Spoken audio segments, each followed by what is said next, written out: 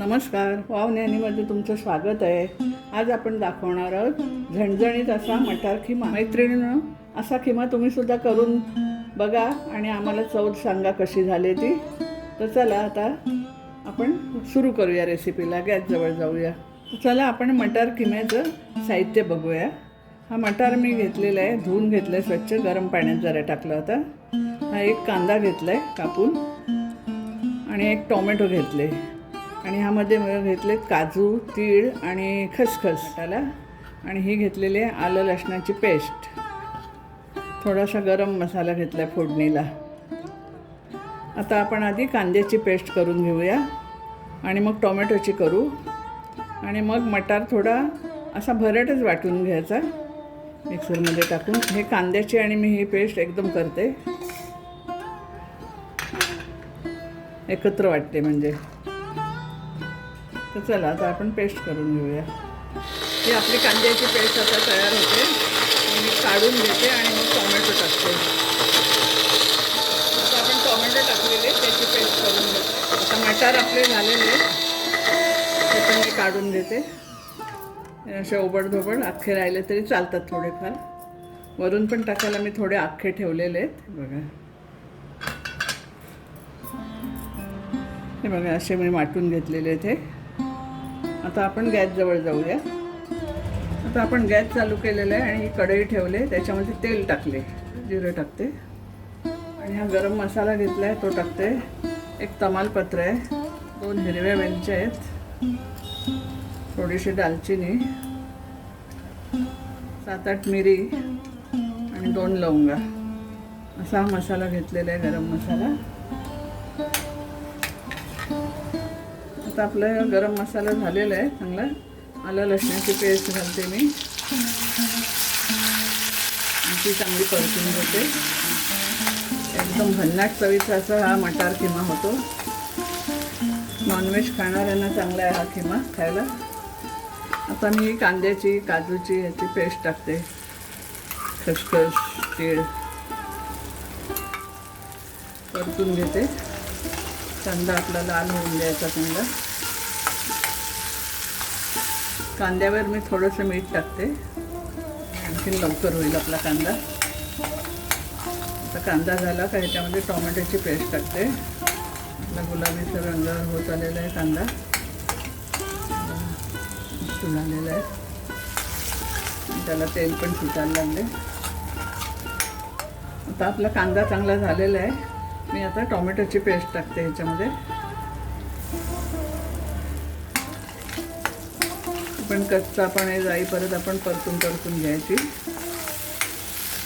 टोमॅटोला पण तेल सुटत चाललेलं आहे.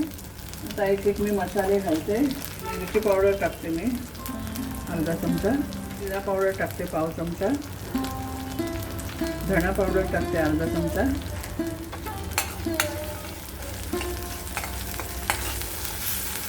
आणि मी हा एव्हरेस्टचा मटण मसाला टाकते. खूप छान चव लागते आणि आपला खिमासुद्धा एकदम सुंदर होणार आहे. बोटं चाटत राहील असाच होणार आहे. हे मसाले मी परतून घेते चांगले. थोडीशी हळद टाकते, थोडासा हिंग टाकते. मसाले आपले करपू नये म्हणून मी हे थोडं वाटणाचं पाणी टाकते. आपलं वाटणाचं पाणी आहे, चांगलं होऊन द्यायचं मसाले.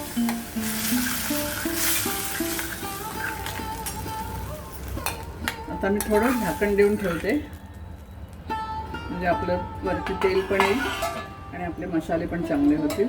असं जरा उसूस ठेवायचं झाकण. चला आता आपण आता उघडून बघूया. मग मस्तपैकी आपली तरी पण सुटलेली आहे. त्यानंतर आपण याचं पान काढून टाकूया. आता मी हा मटार टाकते, किमा करून ठेवला आहे तो. चांगला परतून घेते.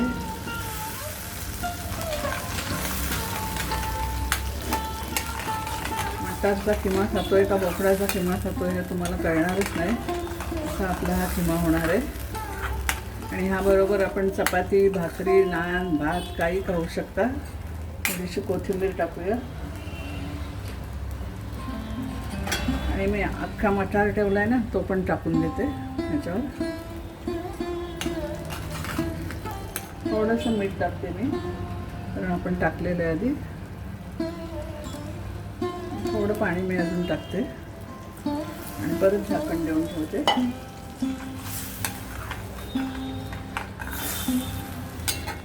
पाव चमचा आपण गरम मसाला टाकूया, जास्त पण नको. आणि इथे मी फोडणीसाठी तेल घेतले. आता तेल गरम करते मी आणि त्यामध्ये थोडंसं मिरची पावडर टाकते आणि ती ह्याच्यावर फोडणी ओतणार आहे. हे तेल आपलं गरम झालेलं आहे, त्याच्यामध्ये मी मिरची पावडर टाकते.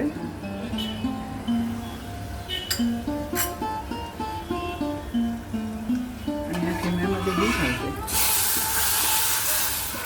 जरा झाकण देऊन ठेवते. चला आपण झाकण काढूया आता. बघा आपला खिमा मस्त झालेला आहे, अशी तर्री पण आलेली आहे मस्तपैकी. आता आपण कोथिंबीर घालूया ह्याच्यावर आणि सर्विंग डिशमध्ये काढूया. गॅस बंद करते.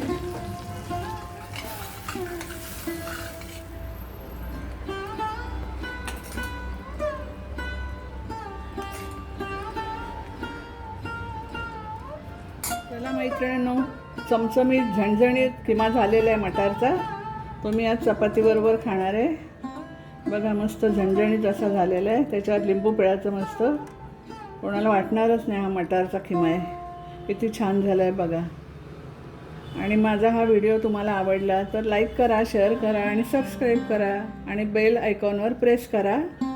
आणि कॉमेंट्समध्ये लिहायला विसरू नका आपला कसा खिमा झाला आहे तो. तर चला, तो परत आपण पुढच्या रेसिपीमध्ये भेटूया. तो परत धन्यवाद.